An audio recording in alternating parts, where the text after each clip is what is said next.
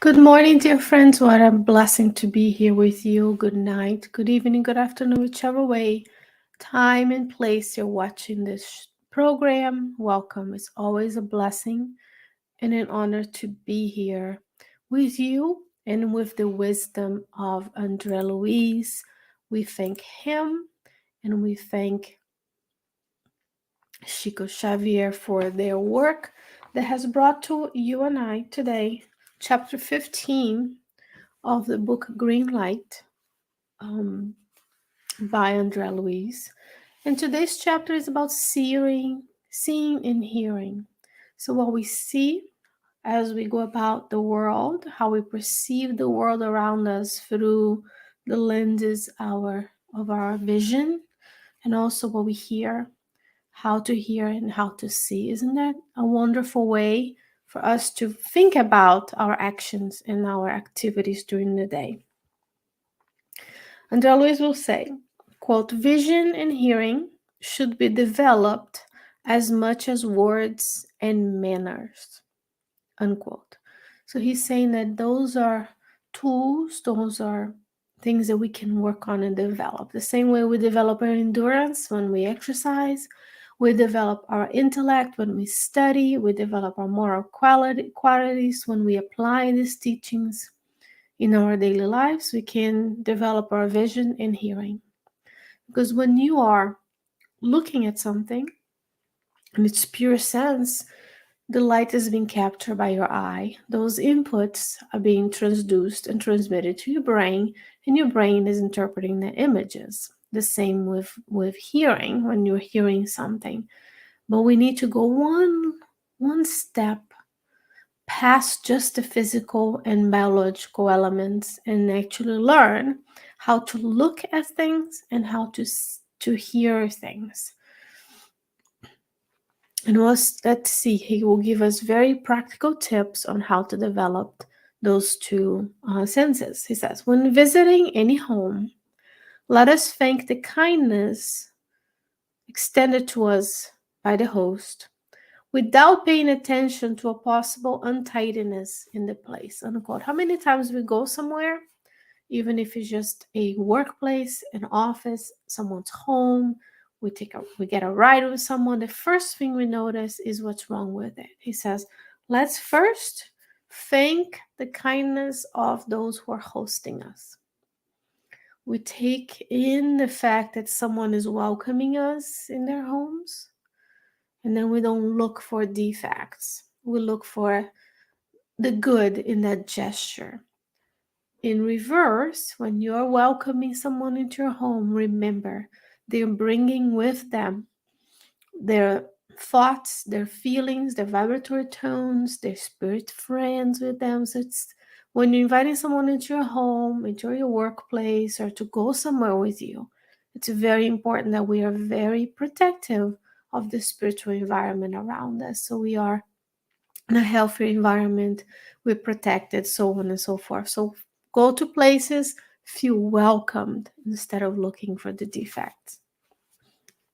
Now for hearing, he says, when you hear a friend utter a grammatically incorrect phrase, take into consideration the intention and elevated feelings with which the phrase was said, without closely making a note of the grammatical mistakes. Some people do correct others, especially when we're when we encounter someone who sounds different or speaks in a different cadence or use different words than we do.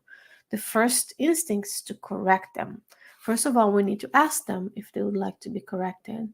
And Andre Luiz is telling us first, if a friend says something that is not correct, first look at the intention and the feelings they're trying to portray versus focusing on the grammatical errors that we find. He says, see with goodness and hear with discernment or logic. When you see with goodness, you bring out in that person the best in them. That's what our mentors do with us, our spirit friends, who are our guardian angels, spirit guides. Those are good spirits, spirits to us who are guiding They see the potential in us. They're kind and loving, just as the master was. The master was always seeing the goodness in people, and he was also hearing for the best. Here with discernment, just because someone says something, you're getting one view, one side. There's multiple sides to someone's life and a person, even yourself. So when we want to be seen with goodness and heard with discernment, remember you are a multi-dimensional, you're a complex being. So we extend the same courtesy to others when we are talking to them as well. Always want to treat others as we would like to be treated. And when we see what's happening around us in the world, with the reach of the media and our phones and 24/7 cycles of news, we are exposed to a lot of negativity. And even images that are true but difficult, because we are seeing suffering of people, suffering of animals, suffering of the earth itself. So we need to see the goodness even within when things are difficult. And we want to hear what is good. We want to develop our vision, our hearing, our intellect. We want to study things. We want to know things, not just have an opinion. We want to look at someone just as Jesus looks at you right now. He sees you and I as the potential pure spirit that we are going to be one day. But if we are in the earth, we are on the earth, incarnated in the earth, we're still having impurities, we're still less elevated than we could be. So we are working and developing the intellect, developing our moral abilities, developing our sensitivity, developing our empathy, developing our vision, our hearing, our speech as well. Because we thought we'll talk, if we haven't, we'll talk about speaking. There's not specific chapter about, there's a chapter about greeting, but there's also one about introducing people. This is a really important book. It's a step-by-step, day-to-day activities where Luiz is bringing to us what we need to do. He says, let us not allow ourselves to see situations around us with malice, which could envelop our thoughts. So when we look at a portrait, an image, a video, let's look at the good, not at the malice, not at the cruelty, not at the evil.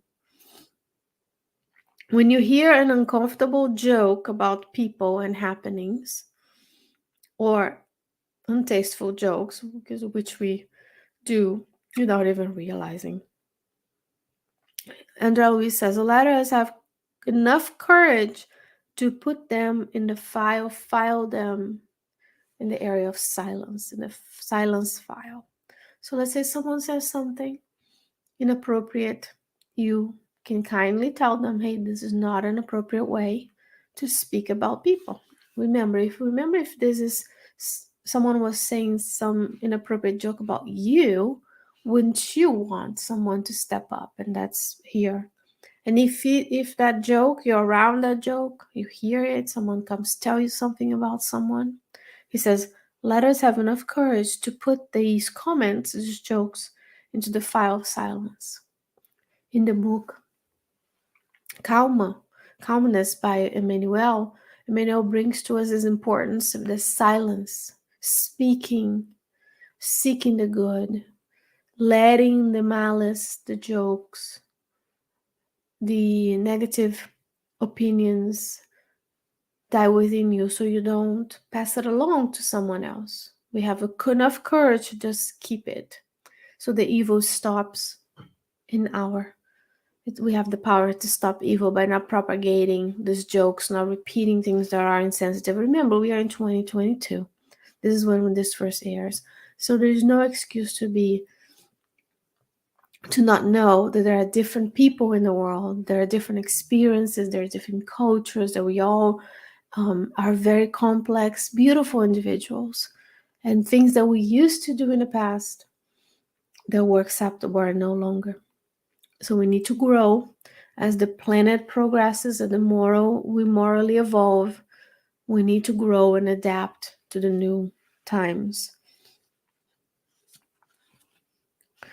This is very important. Why we want to put those comments in the file of silence. Hear this by Luiz. He says, quote, any bad or negative thing or impression that we say to a friend as a secret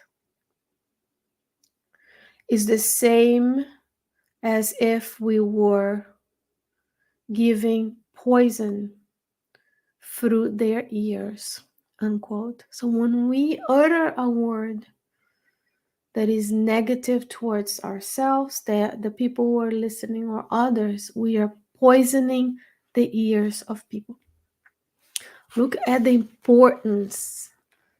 importance of our words in our daily lives. When we focus on the negative, when we bring up the negative, when we gossip about people, when we say something with malice about others, we are poisoning people's ears. If we paid attention to this more, we would speak much less. We would hear much more, and we would pray into, because you don't need to utter a word. You can say internally, you can receive someone talking to someone. You don't need to commiserate with them. You don't need to connect with them by saying some bad thing about the person or the circumstance. You can silently pray. You can pray for your mentor to help you. You can pray for their mentors to help them. You can pray for Jesus to envelop you in his love, which he does anyways, but you can feel that. There's so many things we can do instead of just saying something for the sake of fear of silence, because we don't like silence. I just proved to you that a few seconds of silence can be uncomfortable. So we need to practice listening and being comfortable in silence. And last but not least, says the person, right? Says the person who is reading and talking to you that we speak less. In any situation, it is essential not to forget that we can see and we can hear, or we can listen in order to understand and help. So let's develop this ability of seeing the good, hearing with discernment, allowing the malice to die and be archived in the file of silence, the archives of silence. Let's not propagate. When we see a situation or a person, even ourselves, when we look at ourselves in the mirror, when the first thing you see is your flaws, the first thing you say is a negative comment about yourself, then you're poisoning your own ears. So let's work this in the discernment with which we hear what's around us, the thankfulness we have when someone receives us, the ability of connecting with the mentors so they can help us develop our vision and our hearing, as well as all of the other senses that we can in this lifetime. Dear friends, what a blessing to be with you this morning. And I hope that between now and the next time we see one another, God willing, I'll be back with you next week with another chapter of the book Green Light. In the meantime, please leave your comments, leave your questions, share, like, subscribe, do all of those things, because we want to be courageous to spread the good around us. God willing, I'll see you again. Have a blessed week. Stay well. Stay safe.